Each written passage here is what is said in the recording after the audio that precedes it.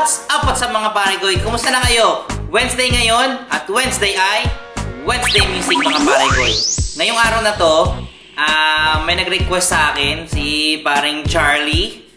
Katrabaho ko siya dati sa dati kong tinatrabahuhan. Nag-request siya kung pwede daw natin kantahin ang Kathang Isip by Ben&Ben. So, pinapakinggan ko na to. Tagal ko na napapakinggan tong Kathang Isip. Sinimulan ko siya pag-aralan at mga parekoy, tuturo ko na sa inyo sa pinaka madaling way na pwede ko maituro siya sa inyo. Okay, sa kantang ito, marami lang siyang chunky masyadong mga chords niya mga parekoy. Pero once na makabisado niyo yun, magandang kanta to para i-jam mga parekoy. Okay, diretso tayo. Kathang Isip. Okay mga parekoy, simula tayo sa kantang to. Ang tuning natin ay standard. E, A, D, G, B, E.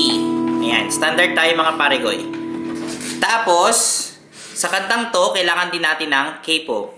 I think makakabili kayo sa Lazada ng CAPO o kaya sa Shopee. Hindi ko alam kung magkano to ngayon sa Pilipinas, pero very useful to mga parekoy. Maraming artist na gumagamit ng CAPO. Kaya kung mag-cover tayo ng mga kanta, it's better na meron kayong CAPO. Although meron naman mga alternative na mga pwede natin gamitin kagaya ng mga ballpen, lapis, plus goma. Old school yun. Pero, I think maganda na ang presyo ng CAPO ngayon mga parekoy. So, try to get one. So, CAPO on 3rd fret tayo mga parekoy. Okay mga parekoy, sa structure ng kanta, medyo hindi regular yung pattern niya. I-explain ko sa inyo yan mamaya kasi may kita dito sa pattern eh. Pero ang start natin is intro, tapos meron silang verse 1, tapos verse 1, tapos may refrain tayo, tapos chorus. After ng chorus, magkakaroon tayo ng interlude. Para siyang intro pero iba yung chords na gamit niya. Tapos magkakaroon tayo ng verse. Sa verse na to, wala na tayong pupuntahang refrain. Diretso to ng chorus. Ito yung sinasabi ko sa inyo parang irregular. Tapos, after ng chorus, magbe-bridge tayo. After ng bridge, magbe-verse tayo.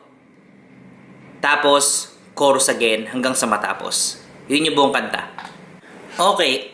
Sa intro niya, dahil dalawa sila ng gitara, yung isa nag-i-strumming, yung isa ginagawa niya yung plucking na part. Okay? So, sa plucking na part, parang ganito yung tunog niya. Pero bago yan, ang start natin, ang intro natin mga parekoy, meron tayong dalawang chords sa intro. So, ang chords natin ay C at G. Ayan. 2 times yan mga parekoy. So, sa intro niya, na strumming, parang ganito lang yan.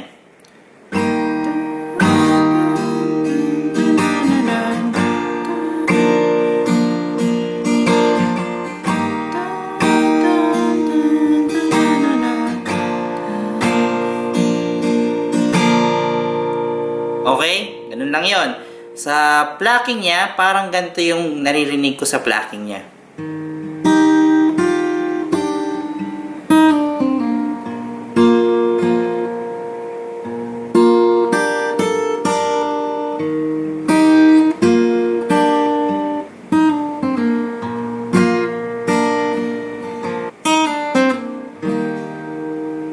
Okay. Plucking niya.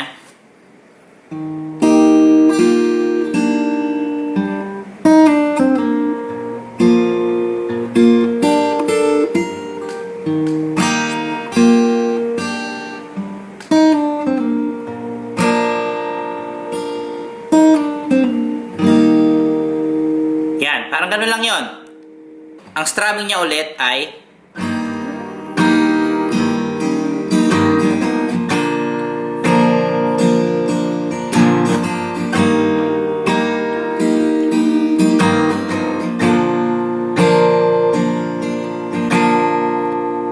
okay. So, yan yung intro natin. Pasok tayo ng verse. Ang kagandahan sa verse mga parekoy, sa first verse, dalawa lang rin ang chords, which is C and G again. Okay, Okay, same pattern tayo ng strumming mga parekoy. So, start tayo. Di ba nga ito ang iyong gusto? Eto na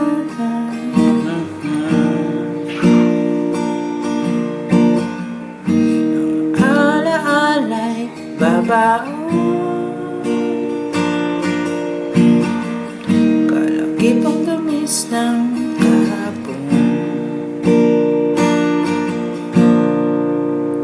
Okay, ganun yung verse niya. Ganun kasimple yung verse niya. Tapos may pre-chorus tayo or yung refrain natin. Okay? Sa refrain natin, ang chords natin dito ay A minor and G. 2 times yun mga parekoy. Tapos A minor, G, E minor, A minor, tapos B minor, pero ang B minor na gagamitin natin is yung gantong form. So, ang chords natin dito ay, or ang form natin dito ay 2nd fret, 5th string, 2nd fret, 3rd string, 3rd fret, 2nd string. Okay? Tapos C. Tapos D. Okay. So, para siyang ganito. Mga gabing di namamalayang oras ay lumilipad. Mga sandaling namalaya kung saan man tayo mapadpad. Bawat kilig na nadarama sa tuwing hawak iyong kamay. Umaling akala isang malaking sablay. After nun mga parekoy, chorus tayo. Sa chorus naman natin, ang chords natin sa chorus ay G, tapos F. Ang F na gagamitin natin, hindi bar chords mga parekoy, kundi itong form na to. Okay? So, para pa rin siyang F na ganyan, pero instead na bar chords mo, ang gagawin mo lang is sa index mo, titipahin mo lang dito yung 1st and 2nd string sa 1st fret. Okay? Yun yung F natin. Tapos C. Tapos E minor. Tapos D. Tapos C. So, 2 times yun, mga parekoy. Tapos, matatapos tayo, dodoblehin nyo lang yung C sa dulo, sa pangalawang beses. Okay, so parang ganito. Kaya't pasensya ka na. Ang isip ko ito, may dala na lang magmamahal sa'yo. Nagigising na panaginip ko ito, at sa wakas ay kusang lalayo sa'yo.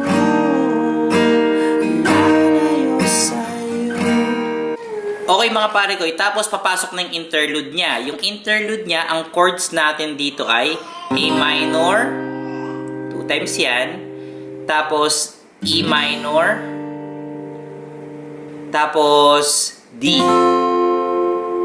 tapos A minor again, tapos A minor, E minor, tapos D/F sharp. Okay, so para siyang ganito. Lalayo sa'yo, lalayo sa'yo.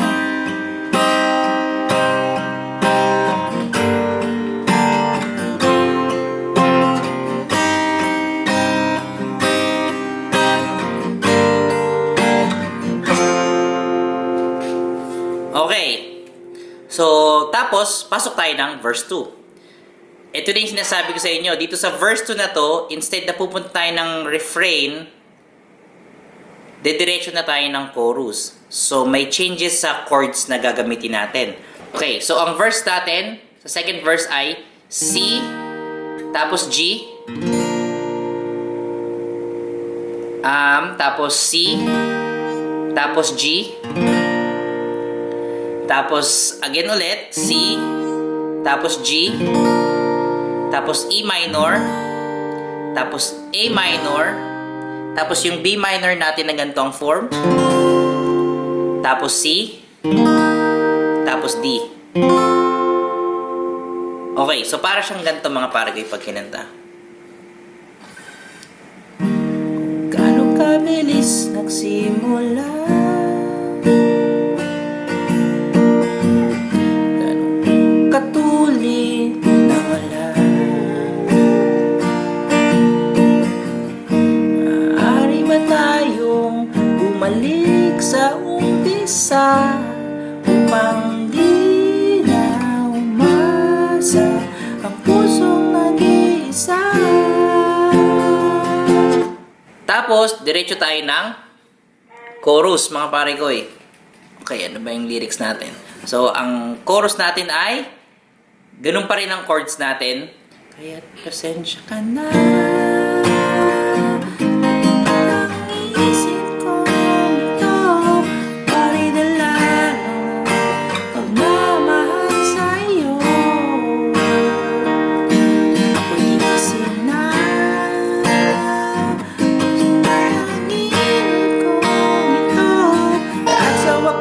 Ay kusang lalayo sa'yo, lalayo sa... Pagkatapos natin sa second chorus mga parekoy, papasok tayo ng bridge. Okay, sa bridge natin, ang chords natin dito ay D, tapos A minor. Ulitin natin yan, D, A minor, tapos break yon, tapos D, tapos A minor, B minor, C, D, mabilis yung transition na yung mga parekoy, tapos E minor and C, G, and D. 2 times yun, from E minor to C, and G, tapos D. Tapos matatapos tayo ng C. Okay, so ganito siya.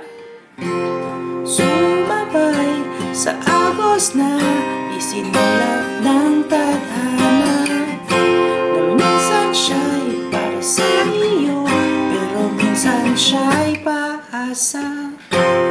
Tatakbo palayo, kakalimutan ng lahat.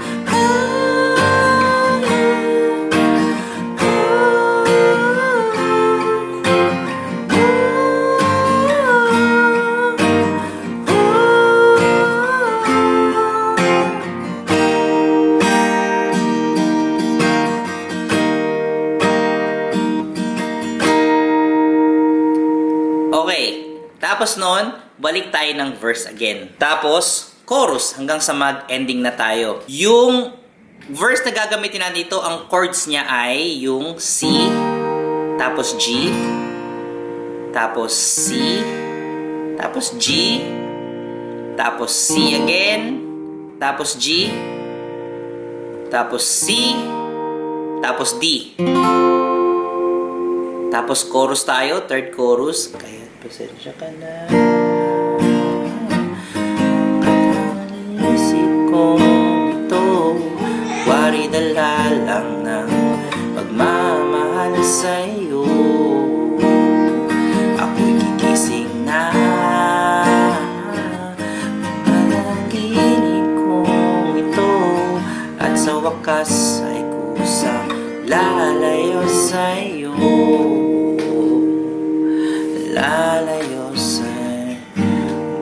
Tapos, ang ending niya mga parekoy is yung 2 sentence nung verse niya. Di ba nga ito ang iyong gusto?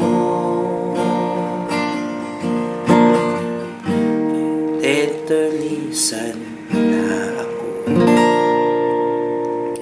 Yun! Yun yung buong kanta. I hope na naging madali tong tutorial na to para sa inyo mga parekoy. Very straightforward naman yung mga chords natin. Paiba-iba lang sila ng posisyon. Tsaka the way na tipahin mo sila, may mga mabilis na transition. Pero overall, I would say yung level nito is nasa mga medium din. Pero panigurado sa mga beginner nating mga kaparekoy dyan, mga marekoy natin dyan, kung aaralin nyo to at ulit-ulitin yung tignan kung paano natin ginawa at pa-practicein nyo, malamang matutugtog nyo to. So mga parekoy, patuloy lang kayo sa pag-practice dahil practice makes you perfect sa kantang ito. So kung nagustuhan nyo itong tutorial natin mga parekoy, wag nyong kakalimutan na mag-like, mag-comment below kung may mga tanong kayo at kung may mga request kayo. I-share yung tutorial na to mga parekoy at mag-subscribe sa channel natin. Kung paano mga parekoy, kita-kits tayo next week. Okay, next week, Wednesday Music.